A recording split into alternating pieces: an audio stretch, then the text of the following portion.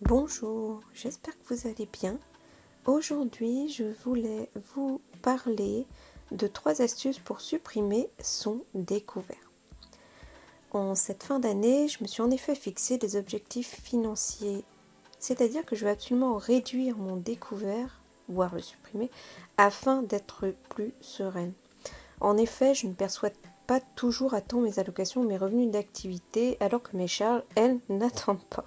Donc je voulais vous dire comment je procède pour supprimer mon découvert en 3 étapes.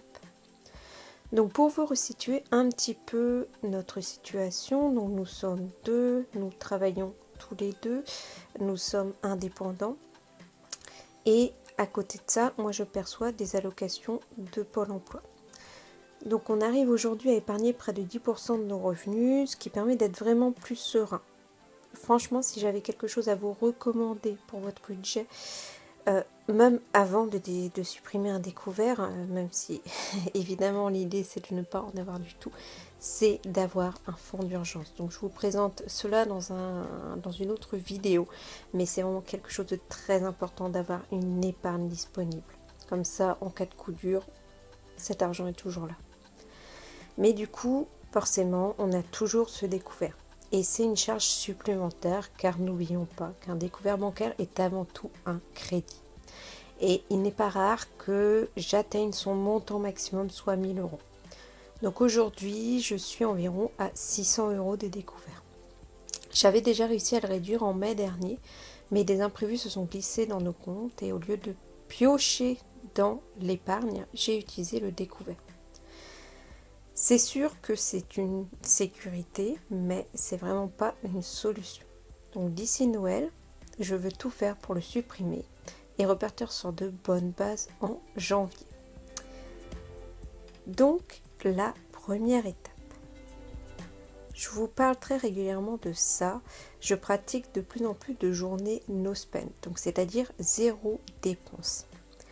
Cela fait plaisir de se dire que je ne vais pas dépenser plusieurs jours d'affilée en dehors des achats alimentaires. Non seulement cela fait du bien au moral, mais en plus je suis satisfaite de faire le point chaque mois sur mon agenda. Parce que mon objectif en fait c'est d'avoir plus de journées no spend que de journées où je dépense.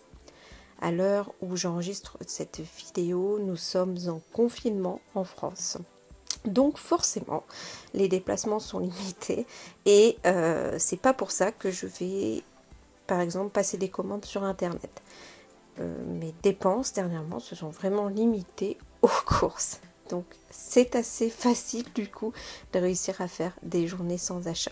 Mais c'est quelque chose que je recommande de faire très régulièrement. Personnellement, je le fais même maintenant chaque mois. Je trouve que c'est un joli défi à faire. Voilà pour la première étape. Deuxièmement, je vais limiter mes dépenses non vitales. Depuis un moment, je n'achète plus vraiment de vêtements. J'ai fait un gros tri et mes placards débordent. J'en ai vraiment marre de tout ce linge.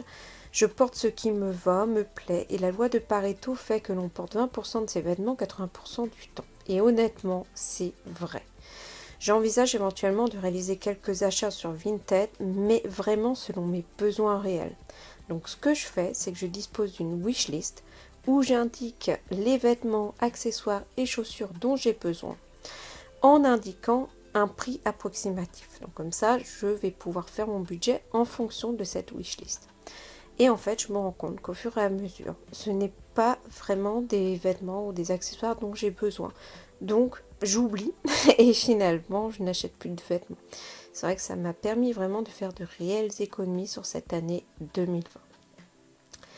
Et d'un autre côté aussi, en dehors des vêtements, je ne fréquente plus les enseignes discount, enfin qui sont plus vraiment des enseignes discount aujourd'hui, où je craquais trop facilement en raison de petits prix. Finalement, non seulement j'encombre ma maison quand j'achète tout ça, mais en plus je dépense inutilement. Donc j'essaye de limiter mes déplacements dans ce genre de magasin à une fois par trimestre en me mettant un montant de 30 euros maximum. Donc comme ça va faire partie de mon budget et vraiment je réfléchis au maximum avant d'acheter ce dont j'ai besoin. Là encore, la wishlist va fonctionner pour limiter ces dépenses non vitales. Donc ça, c'était pour la deuxième étape. Et troisièmement, vous vous en doutez, comment dépenser moins, comment réussir en fait à limiter ce découvert, ça va être avec l'alimentation. Donc déjà, je passe par le drive au maximum. Je vous parle vraiment très souvent de mon amour pour le drive, pour faire mes courses. J'achète beaucoup de produits bruts, de temps en temps en promo si ce sont des marques que j'utilise. Bon, c'est vrai que par contre, je n'ai plus accès aux dates courtes, mais en fait, il y en a de moins en moins dans le supermarché que je fréquente. Donc finalement, je ne vois pas trop la différence. Et surtout, je gagne du temps. Cela me prend souvent un bon quart d'heure et bien souvent, on profite, bon, pas actuellement avec le confinement, mais en temps normal, c'est vrai qu'on en profite pour aller marcher avec mon mari. Donc comme ça, en plus, on joint l'utile à l'agréable. Et c'est vrai que ça permet vraiment de faire de réelles économies. En plus, quand vous ramenez les sacs, voilà, en général, je sais que je suis assez gagnante puisque pour peu que j'en ai acheté.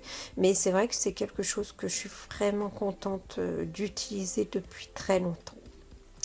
Du coup, comme je fais mes courses en drive, donc j'essaye de le faire une fois par semaine, je vais aussi pouvoir cuisiner à l'avance. Bien que je travaille de la maison, c'est pas pour autant que je veux passer trop de temps en cuisine. Et voir les plats préparés m'évite aussi les tentations d'aller prendre une pizza ou d'aller au fast-food. En général, je prépare 3-4 repas afin de reculer au maximum mes prochaines courses alimentaires. C'est vraiment quelque chose de bien pratique et surtout, on est bien content de trouver de bons plats. Et c'est vrai que ça me prend à peu près 1 heure pour 3-4 repas, 1 heure de préparation. Et encore, ça dépend vraiment de ce que je fais. C'est pareil, ça m'arrive de cuisiner très souvent par exemple du riz en grande quantité. Et je congèle des portions en fait au congélateur directement dans des bols. C'est vrai que c'est très pratique comme ça. On n'a plus qu'à décongeler et c'est vrai que ça permet vraiment de faire des économies. Et enfin, je fais aussi le point sur les promos. Pour gagner quelques euros sur mes courses, j'utilise notamment Shopmium, c'est vraiment ma préférée. Je reçois plus les catalogues depuis des années, donc je fais le tour de l'enseigne que je fréquente, mais vraiment, c'est devenu très très rare. J'achète vraiment les produits dont j'ai besoin. Là, il y avait sur le bicarbonate ou le café, donc ce sont des marques que j'achète, donc ça a vraiment été un petit plus en fait. Cet argent est mis en plus sur une cagnotte qui servira pour la fin de l'année. Bon, faut pas rêver, on n'a pas non plus des montants trop énormes, mais je me dis que en général, bon là on va pas au cinéma non plus actuellement, mais en général c'est ce que je faisais, tous les remboursements que j'avais que je mets sur un compte à part, ça me servait pour aller au cinéma et se faire plaisir. Et en général, voilà, c'est quelque chose qui est reversé très rapidement en plus, donc je trouve ça super pratique. Donc voici pour mes petites astuces qui, mises bout à bout, vont me permettre vraiment d'avancer sur mon objectif. De toute façon, je ne le perds pas de vue. À chaque fois que je me dis « Oh, si j'achetais ça, je réfléchis. » Je me dis « Non, le découvert avant tout. » Donc c'est une manière aussi de vous motiver en pensant très régulièrement à votre objectif. Un dernier conseil que je pourrais vous donner, c'est de l'écrire dans votre bureau ou de le mettre en grand sur votre smartphone, sur votre ordinateur. Comme ça, vous êtes sûr de ne pas l'oublier. L'idée, là et là, au moins, je suis sûre que je vais continuer à faire des économies pour réussir à réduire au moins ce découvert. Voilà pour cette vidéo, je vous remercie de l'avoir regardée. Si mon contenu vous plaît, n'hésitez pas à le liker, à le partager et aussi à vous abonner. Je vous dis à très bientôt pour une prochaine vidéo. Bye.